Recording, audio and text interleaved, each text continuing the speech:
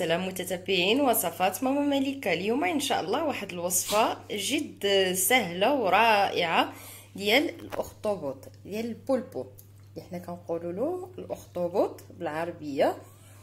وكنحتاجوا ليه واحد البصله، واحد الوريقات ديال الرند، شويه ديال البزار، وواحد 3 حبات البطاطا. ونبداو على بركه الله نوريكم الطريقه. البنات كنحتاجوا لهاد الوصفه هذه كنحتاجوا واحد البولبو، واحد الاخطبوط ديال ما بين كيلو ونص حتى ل2 كيلو. كنكونوا غاسلينه مزيان لانه كنحيدوا له هادشي اللي كيكون هنايا لداخل في الراس. كنغسلوهم كاع الجوايه ديالو مزيان كنحيدوا له العينين صافي، وكنخليوه هكا بالجلده ديالو كلشي.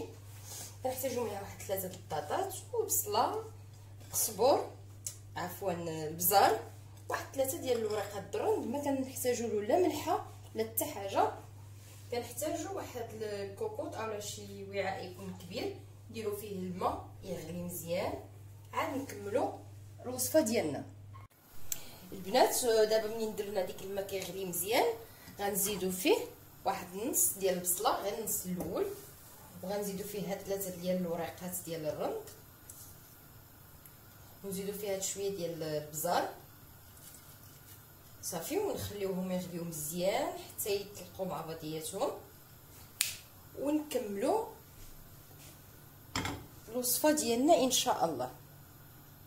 ودابا منين غلى لينا الماء مع ديك البصيله والبزار وديك ودات الورقات ديال الرند، وواحد النصيحه، البولبو خاصو يعني منين تشريه وتجيبيه نيشان للكونجيلاتور باش ضروري واحد اليومين على الاقل، واحد اليومين من بعد عاد نقدروا نطيبوه ونستعملوه فاش بغينا، لان البولبو فيه بزاف ديال الكولاجين وكيحتاج لواحد يعني واحد الطريقه يعني خاصه.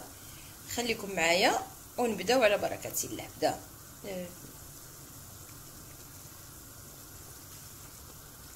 هذه هي الطريقه ديالو المره الاولى، والتجمع عاوتاني المره الثانيه،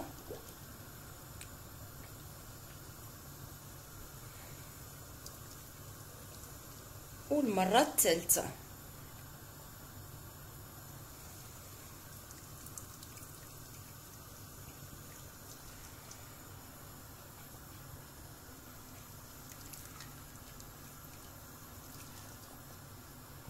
صافي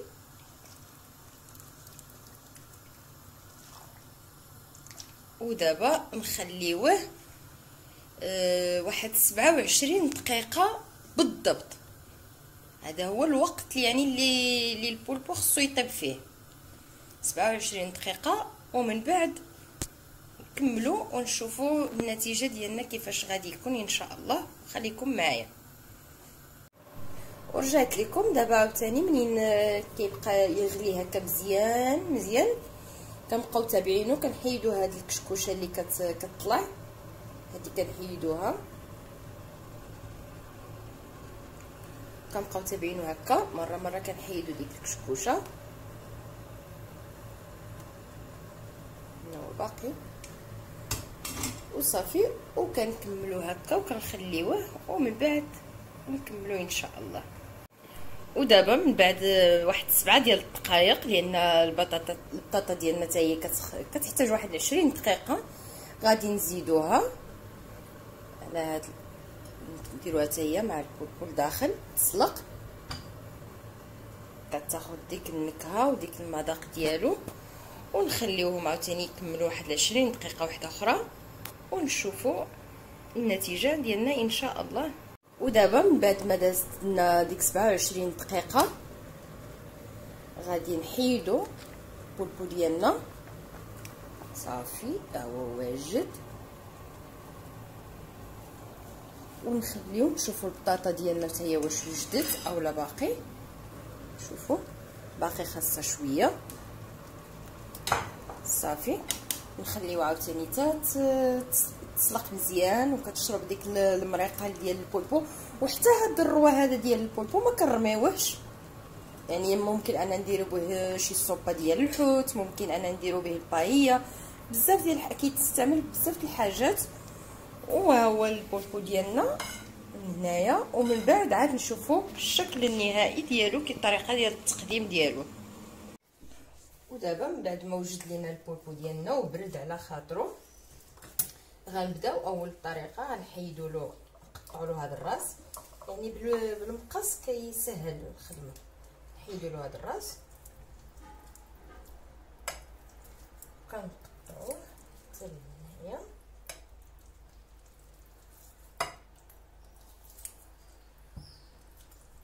صافي. وكنبداو نقطعوه بشكل دوائر، يكونوا هكا، يكونوا صغار.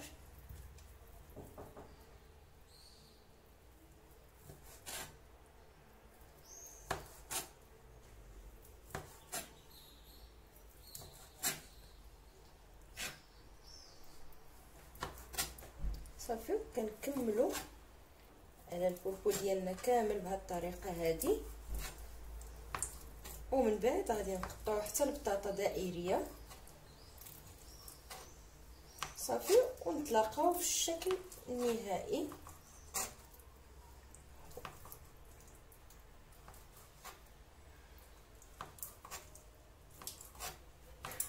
هذا الراس ممكن ان نخليوه الا ما بغيناش نقطعوه دابا، نستعملوه في شي حاجه اخرى مع ديك المرقه، ديك الروا ديالو اللي جمعنا. وهاد البونطات حتى هما نحيدوهم، وممكن نستعملوهم في شي حاجه اخرى، في الصوبه ولا في الباييه. صافي. ونكملوا هكا ونشوفوا الشكل النهائي ديالنا. ودابا من بعد ما قطعنا ديك البطاطا ديالنا والبولبو، غادي نستفوهم هكا فوق من بعضياتهم.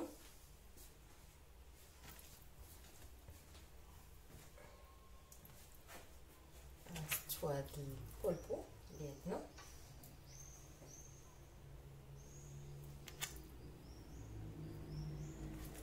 وغادي ندخلوه للميكرووند نسخنوه واحد المده ديال 3 ديال الدقائق، ماشي في الماكسيموم، غير مينيموم بواحد 3 ديال الدقائق. وعاد غادي نكملوا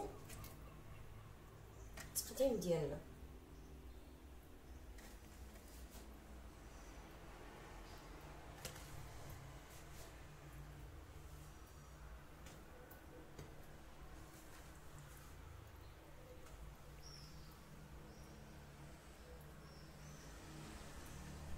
صافي. وغادي ندخلوا الميكرووند واحد 3 ديال الدقائق ونكملوا.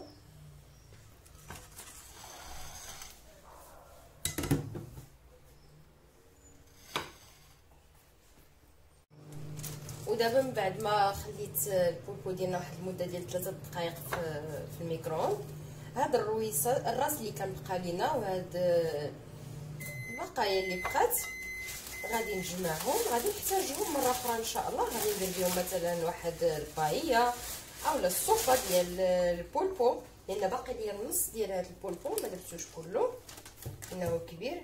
شحال ديال الجيلاتين ديالو. وهنايا واحد المرقه ديالو حتى هي درتها في القرعه، وغادي نحتفظ بهم في الكونجيلاتور حتى النهار اللي نحتاجهم غادي نلقاهم. وصافي. وغنشوفوا دابا الشكل النهائي. ومن بعد ما جبدنا البولبو ديالنا من الميكرووند، غادي نحتاجوا واحد شويه ديال الملحه، واحد شويه. هذه الروسيطه، هذه الوصفه يعني الاوريجينال ديالو هكا كياكلوا.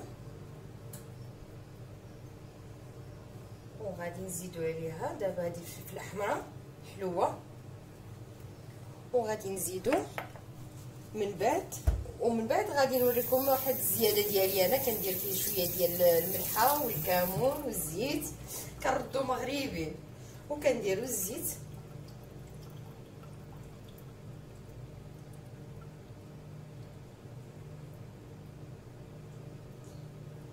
بهذه الطريقه. كيكون الزيت بالزايد شويه.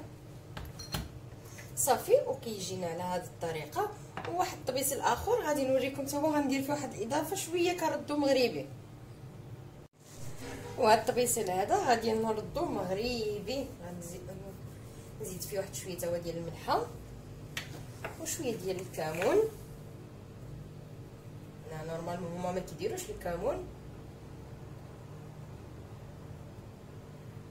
حنا مولفين بالبطاطا والملحه والكمون. ونزيد فيه شويه ديال السودانيه، ما نديرش انا فلفله حمراء، غنديرها غير باش تعطيني اللون. غادي نردها مغربي مغربي. شويه ديال التحميره من الفوق الكولور، والزيت كذلك.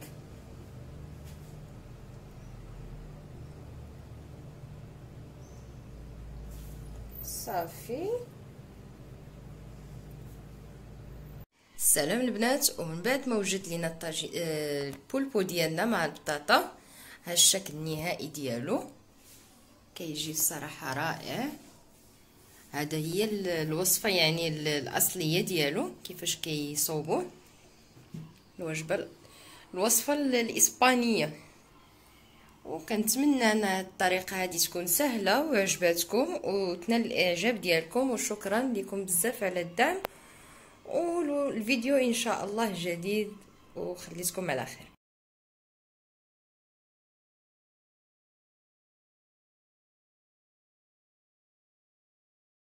السلام عليكم. لا تنسوا الاعجاب بالفيديو والاشتراك في القناة تشجيعا لنا لنستمر بنشر المزيد ان شاء الله.